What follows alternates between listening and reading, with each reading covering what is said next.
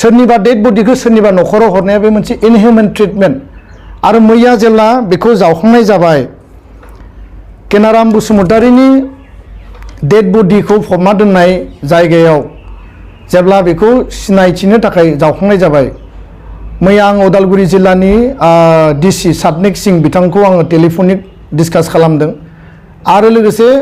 जि सुप्रिया दास जि SP उदालगुरिनि बिथांजों आं टेलिफनाव रायलायदों बिथांमोनखौ बुंदों जे मेजिस्ट्रेट लेभेलनि मोनसे अर्डार जारि खालामनानै डेड बडिखौ जावखांनांगौ आरो लोगोसे डेड बडिखौ रिकगनिशन सिनायथि आइडेन्टिफाइ खालामनायनि थाखाय स्कप होनांगौ आरो परियाला सिनायथि होनानै लागोन आरो बेबायदिनो मैया जावखांनाय जाबाय आरो जावखांनायनि उनाव डिम्बेश्वर मोसाहारिनि बिसि बिथांनि फिसाज्ला आरो बिथांनि बिदाया बुंबाय बे गाननाय जोमनायनिफ्राय लानानै सेहेरा पाति गासैबो डिम्बेश्वर मोसाहारिनि बे डेड बडि फारसेथिं केनाराम बसुमतारीनि बिमाया मैया बुंबाय जे आङो मोखांखौ बारा सिनायनो हायाखिसै एसे डाउटफुल बुंदों दा बेखायनो बेयाव हिउमेन राइट्स भायलेसन जादों थैखांनायनि उनाव जायखिजाया दायनिगिरिया थांना थानाय समाव बे दायनिगिरि जानो हायो क्रिमिनेल जानो हायो किन्तु थैखांनायनि उनाव जायखिजाया दायनिगिरियाखौ इनहिउमेन ट्रिटमेन्ट खालामनाया बे मालाबा गनायथाव नङा आरो दुलाराय बर' फरायसा आफादा बे जि मोनसे जाथाय आरो बे मोनसे जि मोनसे इनहिउमेन ट्रिटमेन्ट बर' सुबुं आरो बे जि मोनसे जाथाय बिनि सायाव जोङो गोख्रोङै सोंखारिदों आरो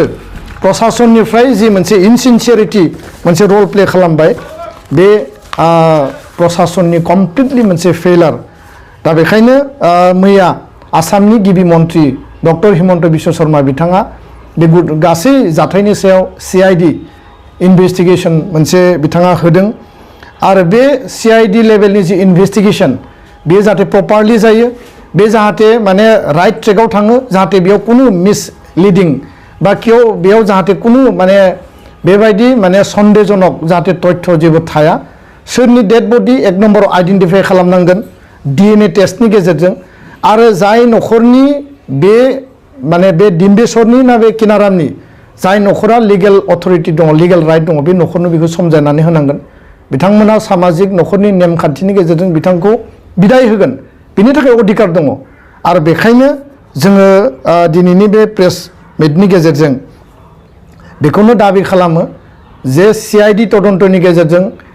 फरेन्सिक लेबाव DNA टेस्ट खालामनानै डिम्बेश्वर मोसाहारिनि डेड बडि ना केनाराम बसुमतारीनि डेड बडि बेखौ क्लियार खालामनांगौ आरो न'खरनो समजायनानै होनांगौ आरो मैयानि लास्ट जि आइडेन्टिफिकेसन बायदिब्ला बे डिम्बेश्वर मोसाहारिनि माने डेड बडि होननानै जोङो बिथांमोननि न'खरनिफ्राय मिथिनो मोन्दों आरो नैबे फट'आव कमप्लिटलि बे केनाराम आरो बियो डिम्बेश्वर बे माने बे डिफारेन्सआनो बेखौ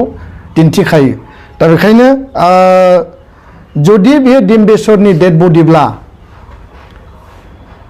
केनाराम बसुमतारीया बहा थांखो मस्ट वान्टेड केनाराम बसुमतारीया बहा थांखो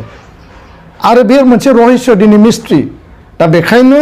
बियो जुदि डिम्बेश्वर मोसाहारिनि डेड बडिब्ला मस्ट वान्टेड केनाराम बसुमतारीया बहा थांखो बेखौ नागिरनायनि दायित्वआ उदालगुरि जिल्ला प्रशासननि आसाम सरकारनि आरो केनाराम बसुमतारीनि नामाव डिम्बेश्वर मोसाहारिखौ मानो एनकाउन्टार खालामनाय जाखो बिनि मोनसे न्याय बिनि मोनसे बिसार बेखौ जोंनो नांगौ कारन बेबायदि एनकाउन्टारखौ जों मालाबाबो सापर्ट खालामा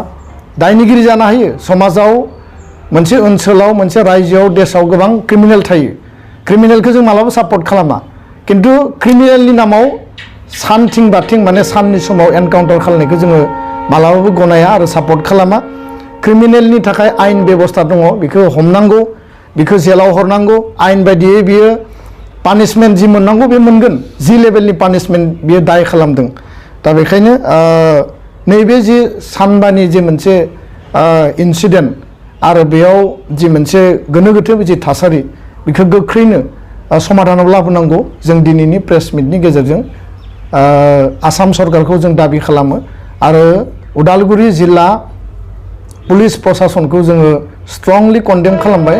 आरो बिथांमोननि जि इनसिनसियार मोनसे एक्ट इनहिउमेन मोनसे एक्ट बियो जोंनि थाखाय गनायथाव नङा आं बे बाथ्राखौनो स्पष्टयै बुंबाय।